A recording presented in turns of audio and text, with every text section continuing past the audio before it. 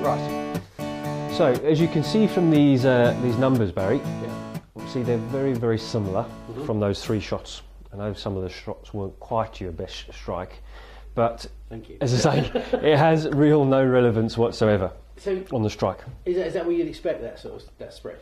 Yeah. It's very hard to change the way you put stress on a shaft, regardless of how good or badly you actually strike it. So, even let's say a couple of those ones which sounded a little bit thin, or felt a little bit thin, the numbers haven't altered. But there's no right or wrong in them, so everyone's different in some shape or form. So we'll start on this side, and at your head speed there, averaging at 70 miles an hour, which is pretty much sort of bang on average of what we would see through here for sort of men's 6-iron. Your tempo then next is measuring your change of direction, so from your backswing to your downswing. And this can impact on shaft weight. So this bar along the bottom of this graph relates to your tempo here. Okay. So the lower the number is, sort of 1, 2, 3s here, the smoother that transition happens. And the smoother it happens, it tends to sort of suit the lighter side of shafts. So as your tempo then starts to obviously build, it gets harder and quicker. We then typically start adding more weight. So you can have 2 people with the same club head speed, but totally different tempos. Charles Howe and Luke Donald are fairly similar. You can see 92 and 95, so they're only a few miles an hour apart from their club head speeds. But Luke there is a 4, and Charles Howe is an 8 on his tempo. That's why Luke doesn't look as though he's making too much of an effort. It's just a very smooth transition. But there's no obviously right or wrong to it. So for you at 4s there, we're sort of borderline from the sort of light just into the sort of early stage of maybe medium mid-weight shafts, but we'll see what comes out. The shaft then starts bending. So the first of which there is what we call toe down. It's another word for bowing, basically. So I'll demonstrate with this. As the shaft comes into impact, it's coming down this way, it will start bending that way. So that the shaft will bow, the toe of the head will drop towards the floor, and it's that will generally have the bigger effect of the lie angle, which is what we'll check here. Okay. The shaft is also bending in a way that we call kick angle, and this is the shaft then kicking forward through impact. So as well as it bowing, it's also going forward that way, and that can alter the stiffness then through the middle area of the shaft. We want to allow it to kick, but obviously not lots, and it shouldn't come through as in a rigid bar, if you like. But basically, the higher the number is on those 2, 9 being the highest, will be the most amount of bending that it's picking up. So for you there has been a 4 to a 3, a fraction more kick for you. But obviously it takes that into equation when choosing the shaft for you. And then the last one here is very important, what we call release factor. And this affects the way that the club transfers energy.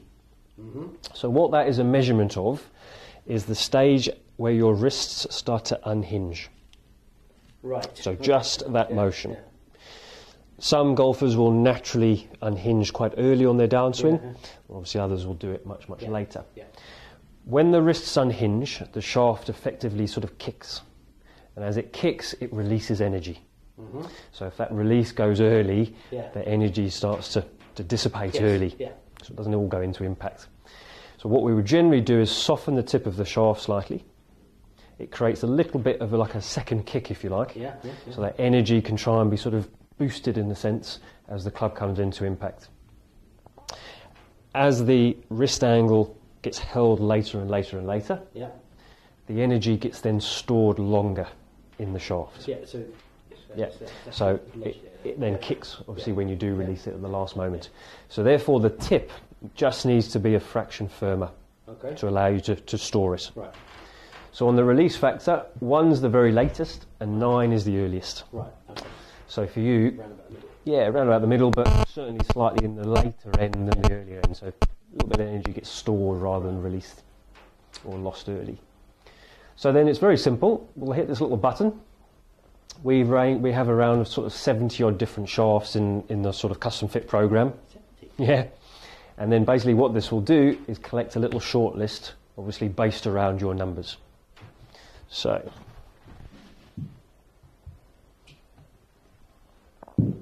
So there we go. Okay. It puts your numbers in, and that's what it feels to be your sort of better choice. Right. So it's gone to a graphite shaft over than steel. Right. It's made by a company called Fujikura, and it's called the Orochi. Yeah.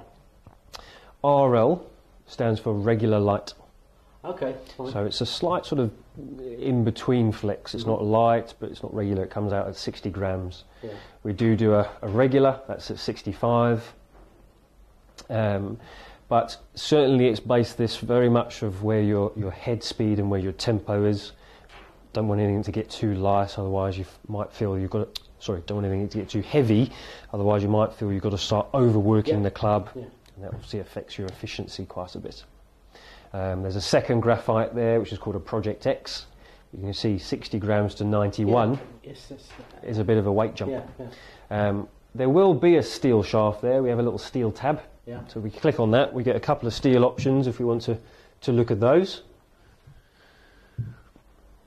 And there we've got a few options again in the steel shaft. This Nippon shaft here is actually one of our lightest steel shafts. But again, jumps up a bit from the sort of 60, 65 odd from the graphite. So the difference in weight, is it just the material? Yeah, basically, Steel will always come out generally pretty heavy. I mean, steel shafts have got pretty light these days. Some go down to sort of 85 grams. We haven't used anything that light just because of strength tolerances. But again, as I say, it feels that graphite should be the better choice,